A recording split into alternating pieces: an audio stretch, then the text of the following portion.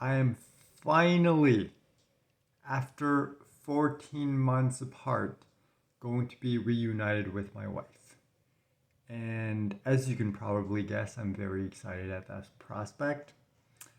And the reason why I wanted to make a separate video, because I already, discussed this in the last video, as well as everything else, I wanted to take a, moment to make a video specifically on this just because, my wife is my everything.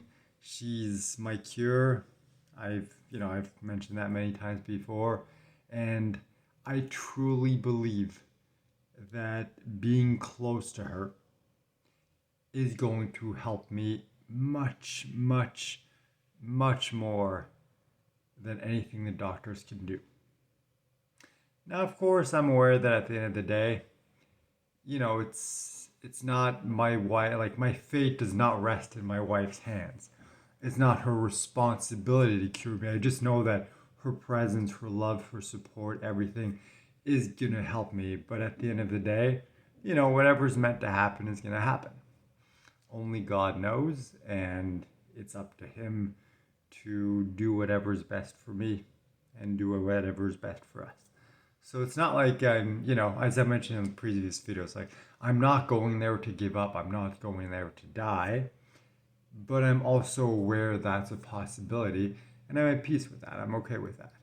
And, I've explained the rational point of view of like, at this point, it just does not make sense to remain here, keep getting treatments, and then risk potentially not being able to travel and never see my wife again.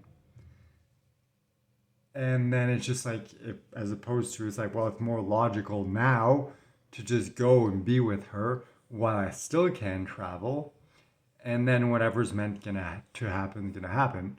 But just like being with her is gonna make such a huge difference.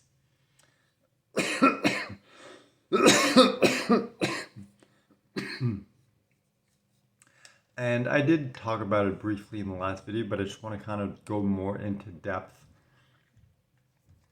on this specific aspect because there's kind of like the logical, rational aspect of like, okay, given the current situation, staying here makes less sense than me going there. So there's that rational point, and then there's the other point where it's just like, this is what feels right. I can't really explain why, but it does. I mean, of course, there's the obvious one of like, because I love my wife, I want to be with her. But I mean, aside from that, it's just like, it feels like the right thing to do. And as strange as it seems, like I've always kind of like had this image in my head of like, if one day I die, I want to be able to die like, you know, someplace on the beach by the ocean, just be in nature, enjoy whatever time I have left. That's always kind of been an image that I've had in my head. Like, if I could choose how I would like to die, that would be it. And now I can literally do that. Not that I'm choosing to die, not that I hope I will die, but if it's meant to happen, it's pretty much exactly what I wished it would be. Except back when I used to have like that image, my wife wasn't in that picture because I hadn't met her yet. I never even knew that I would get married. But yeah, so it's like it's that vision kind of like I've always had of if this is was with if I'm gonna die, this is how I would like it to be. Combined with, well, now I'm married and I have my wife and I love her. I'm gonna get to be with her, and it's gonna be amazing because I mean, 14 months apart, especially when you're going through what I'm going through, makes time like seem to stretch forever. It's a very long time. And obviously, I'm not talking about like, anything physical. Like, I'll be honest, sexual urges have not been something that have been even on my radar for a long time at this point, given everything I've gone through. So it's not the physical. Like, yes, being close to my wife, being able to kiss her and hug her, and hold her hand and everything, and be with her, is going to make a huge difference. But I'm not talking on that physical sense. I'm talking on that just being with her in her presence is going to make the hugest difference in the world. And maybe that just in itself will be enough to cure me.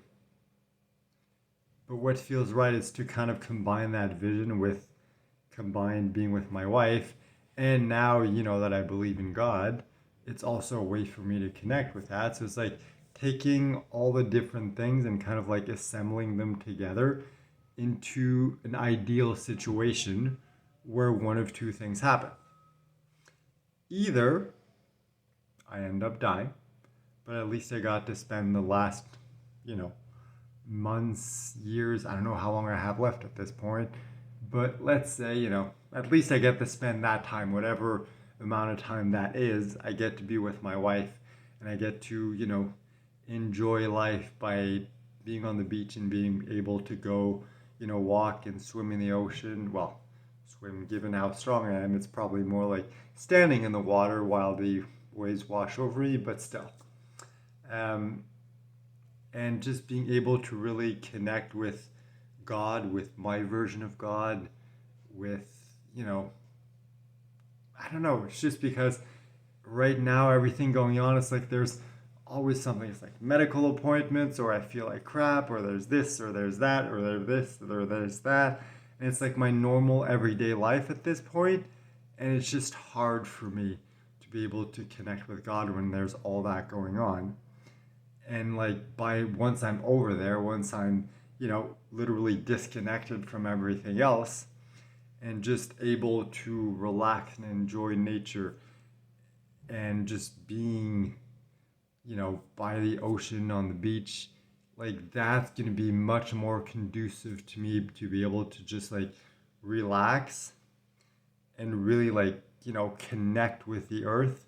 And through that, I can really feel like that's going to help me connect with God, because nature always helped me do that.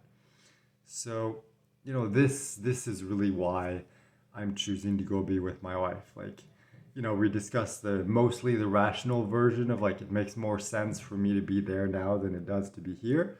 And this is more like the emotional side of like what feels right inside and why. I mean, I can't really explain the why, but it doesn't really matter. Like a big lesson that I learned throughout this is that the reason does not matter. Like all that matters is what you learn from the experience. And that, like, once you understand, like, I'm not talking about understanding like up here. I'm talking about like once it kind of like sinks down and it becomes like a reality inside you, it just kind of like shifts the way you see things, Plus, I've, with I don't know what it is. It's maybe like a combination of like exhaustion and, low oxygen levels and, you know, radiotherapy and all the other side effects. But it's just, I keep finding it, or like finding myself wandering off in my head, because it's like just to give you a random example, sometimes when I'm in bed and I wake up and I'm like, oh, okay, let me flip to the other side. That's a process that should take like 2 seconds. But sometimes I'm like, I start getting ready and then just stop without really realizing that I stopped, and just like stay that way for like a couple of minutes. I'm like, oh yeah, I was turning around. Let me finish that. And then I turn around. So it's like something as simple as that has become not really difficult. It's not physically difficult. It's just, I think, from the exhaustion and everything else, it just gets to the point where sometimes my body's like, Not too much for me to handle. Let's take a little break.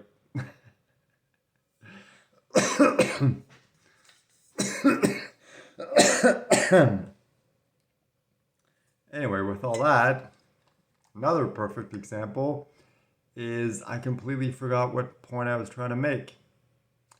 So whatever it was, I'm pretty sure that me forgetting what the point was helps make my point. I'm not sure, but I think so. Yeah, I have no clue what I was trying to say.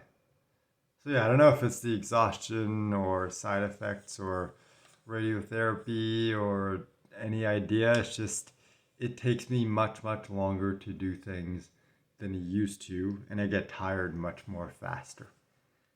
Much faster. See, can't even speak normally anymore. Much more faster. Yeah, and I'm a storyteller. I used to be. Nah, I still am. Just different than before. Anyway, I know what the point of this video was meant to be.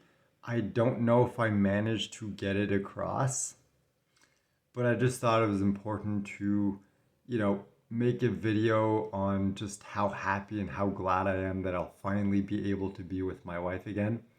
And I want us to also kind of like explain why on the more like emotional level, seems like the best option. Because, we spoke rationally and now let's speak more emotionally. So it's like, I wanted to take the time to present that. So hopefully that came across. Sorry, as you can tell, I'm exhausted. Sometimes I'm kind of like wondering, but it is what it is. So, by the way, I did mention it yesterday, briefly at the end of the video, and I was surprised by the response and like how quickly and it happened. Like I was not expecting that. So I just want to, thank everyone who donated. I wasn't expecting to happen that quickly. I just briefly mentioned it in that video because I knew I wanted to make a separate video just to, officially explain the situation, financially speaking, and how people can help if they want to, and just once again how grateful I am for everyone who donated. But I just was not expecting you know it to happen so quickly, especially after me just briefly mentioning it in a video. So my next video will be about that specifically. I will cover everything in detail, even things such as who should and who shouldn't donate, because I never want anyone to feel obligated to donate, and I never want to feel like, or to put anyone in a situation where they feel like I don't really know how to explain it, because I appreciate every single donation. I know it's the intention that counts. Yet it's difficult for me not to be swayed by the amount.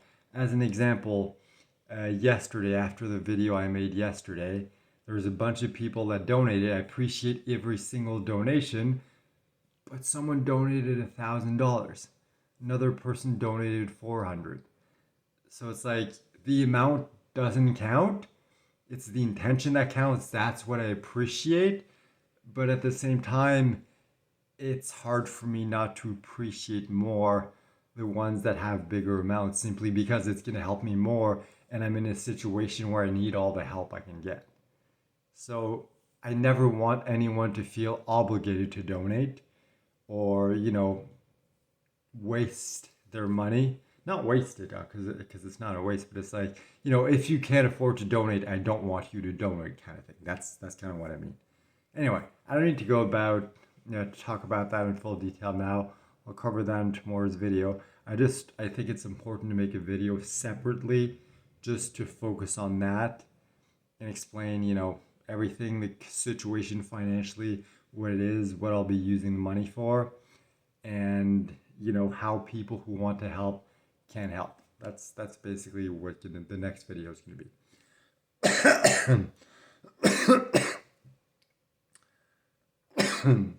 But apparently, since me just mentioning it in a video causes, such generosity, I just want to reiterate once again, if you want to donate, if you choose to donate, as usual, the instructions are in the description below.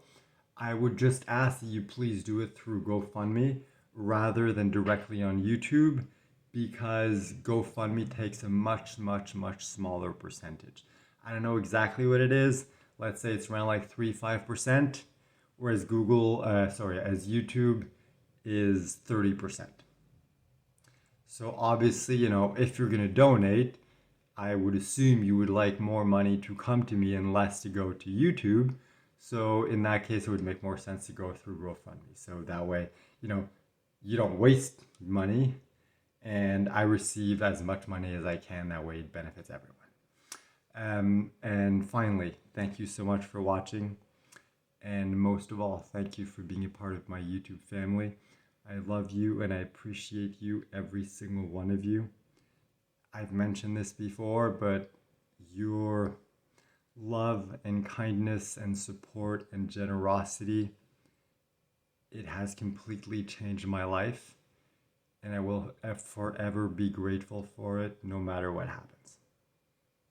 And now, the moment we've all been waiting for.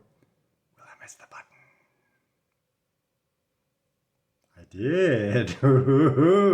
did!